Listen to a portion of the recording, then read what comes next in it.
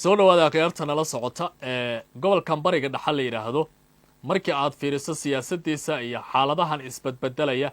waxay u eg tahay meeshan inuu ka soo socdo dagaalka saddexaad ee adduunka marka la fiiriyo dowladaha isku hub aruursanaya iyo meesha hadda xaalku uu marayo waxaa la leeyahay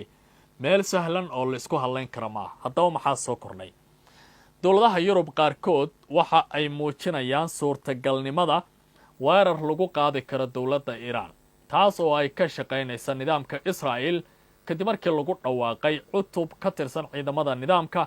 oo ka shaqayn doona sidii loo hubayn lahaa loona qalabayn lahaa ciidanka nidaamkaasi oo u diyaar garoobaya baa layidhi dagaal ballaaran oo waqti dheer qaadan kara dagaalkaasi oo la saadaalinayo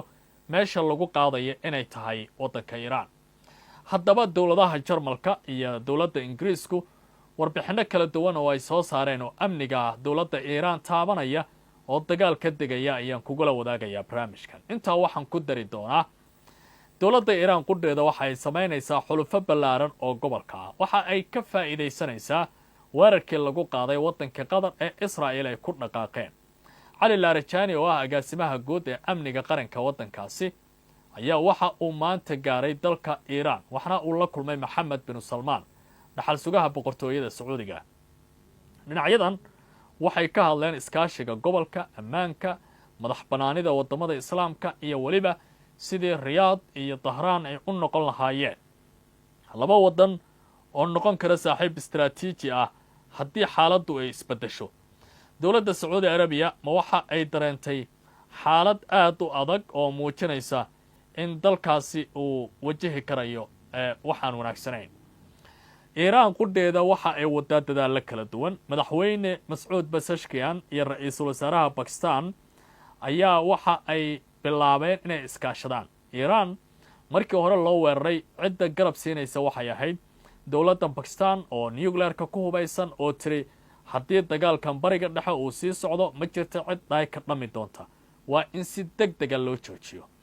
haddaba Iiraan ma waxa ay qarka u saaran tahay weerar mase waa booto iyo waliba warar kala duwan oo ka imaanaya dhinaca sidoo ay horeba u adkayd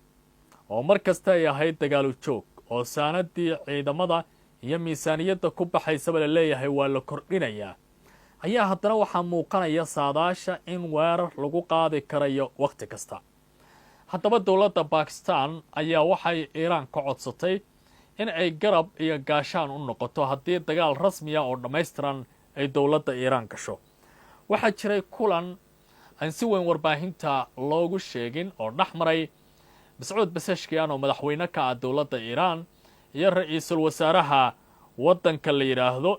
Pakistan Shehbaz Sharif oo si weyn iskaga kaashanaya sidii ay u wada shaqayn lahaayeen waxa la leeyahay sida wakaaladda wararka ee Tasniim la yiraahdo ee qorayso Iiraan laga leeyahay madaxweynaha jamhuuriyadda islaamiga ah ee dalka Iiraan Dr. Mas'uud Pezeshkian ayaa habeenkii Isniinta 15 Sebtembar 2025 kulan la yeeshay magaalada Dooxan ay isku arkeen ra'iisul wasaaraha Pakistan Shehbaz Sharif xilligii lagu guda jiray shirkii degdega ahaa madaxda dalalka islaamka iyo jaamacadda carabta ayaa lagu yiri warkan madaxweynaha dalka Iiraan Mas'uud Pezeshkian ayaa kulanka ku adkeeyay muhiimadda ay leedahay in si degdeg ah loo dhaqan geliyo heshiisyo hore oo labada dal ay kala saxiixdeen isagoo sheegay in Iiraan iyo Pakistan ay leeyihiin awood iyo fursado badan oo lagu ballaarinayo iskaashiga gaar ahaan dhinaca xuduudaha ganacsiga iyo horumarinta dhaqaalaha waxa uu tilmaamay inay ka faa'iideysanayaan fursadaha kala duwan ee u noqonaysa shacabka labada dal iyo guud ahaanba gobolka mid aad u wanaagsan madaxweynaha Iiraan ayaa sidoo kale xusay baa la yiri kaalinta Pakistan ee taageerada joogtada ah ay u fuliso dalalka muslimiinta isagoo carabka ku adkeeyay in waxa uu ku tilmaamay tacadiga joogtada ah ee shacabka magaalada go'doonsan ku jira ee dowladda Iiraan ay aad u garab istaageen xilligii dowladda Pakistan aad u garab istaageen xilligii Iiraanna dagaalka ay ku jirtay iyana qudhooda ay garab weyn ka heleen sidaa daraadeedna ay u mahad celinayaan haddana mar kale loo baahan yahay inay garab siiyaan dhankiisa ra'iisul wasaaraha Pakistan Shehbaz Sharif ayaa muujiyay in ay ku qanacsan yihiin isla markaana rajo ay ka qabaan kulankan inuu noqdo mid ballaaran isagoo ballan qaaday in si toosa uu ula socon doono hirgelinta dhammaan heshiisyada labada dal islamarkaana uu amar ku bixiya hay-adaha dowladda bakistan inay dedejiyaan hababka fududaynta iskaashiga labada dhinac. Sabha Shariif waxa uu sidoo kale cambaareeyay weerarada iyo tacadiyada Israa'iil isagoo hoosta ka xariiqay in dalalka islaamka looga baahan yahay mowqif midaysan iyo ficil wada jira oo lagu xaqiijinayo buu yidhi gardarrada iyo dhibaatooyinka ay la kulmayaan shacabka Iiraan. dhinaca kale marka la fiiriyo la taliyaha sare ee amniga waddanka Iiraan ninka la yiraahdo Cali Larijani ayaa si degdeg ah ku gaaray waddanka boqortooyada Sacuudiga waxaana uu la kulmay dhaxal suge Maxamed bin Salmaan. Labada dhinac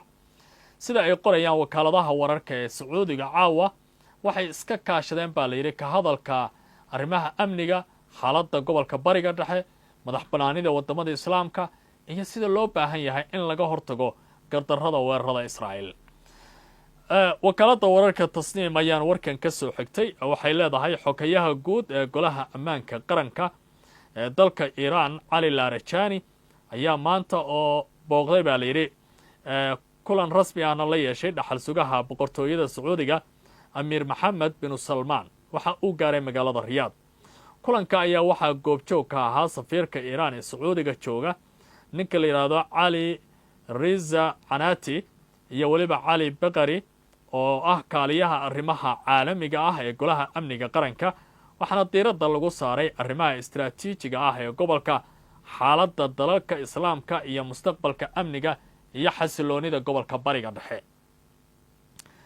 isla wararkan waxay sidoo kale leeyihiin labada dhinac waxay ka wada hadleen xoojinta iskaashiga dhaqaale ee u dhaxeeya Dahraan iyo Riyaad iyagoo ku dooday ama isla la foguray xallinta caqabadaha hortaagan ganacsatada iyo kor u qaadista maalgashiga wadajirka ah ee dhinacyada kala duwan ee muhiimka ah.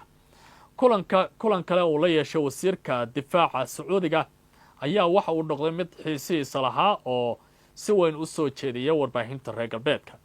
intii safarka uu ku sugnaa Larijani waxa uu la kulmay wasiirka gaashaandhigga Sacuudiga Amiir Khalid bin Salmaan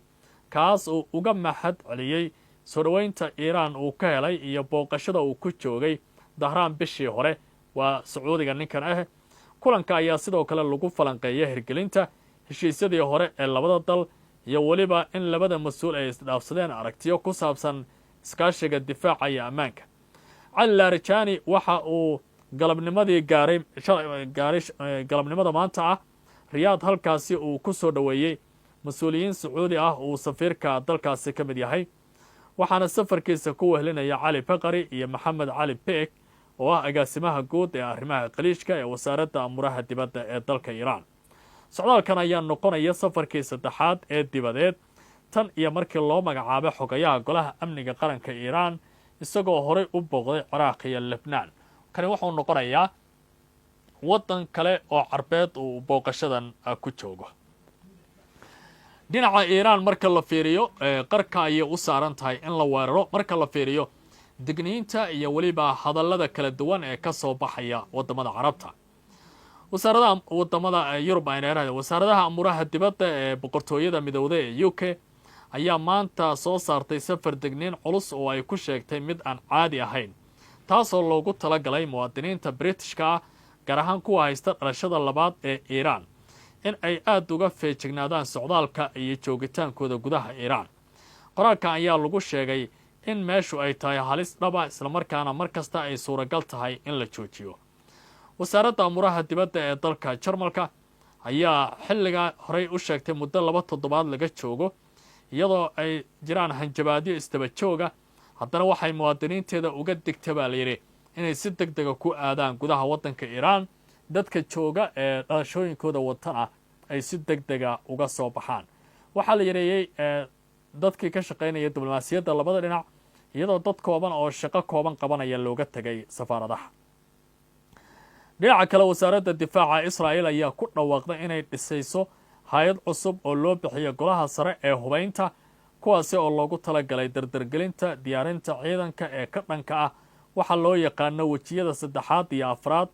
oo macnaheeda lagu tilmaamay weerar ku socda Iiraan iyo Yemen labadaba. qoraalka wasaaradda waxa uu tilmaamay in Israa'iil ay tahay inay si degdega u diyaariso weeraro lama filaan ah iyadoo casharo ka qaadanaysa dagaalkii dhacay 12 maalmood ee lasoo dhaafay kaas oo loo yaqaanay libaaxa soo kacay isla markaana Israa'iil ay ku sheegtay inay gool military ay kaga gaartay Iran hasaatee caalamku waxa uu daawanayay burbur kala duwan oo magaalooyin Haifa ay ka mid tahay Tel Aviv iyo Beirut sabca ka dhacay intii Iran ay gataalada ku qaraacaysay Israa'iil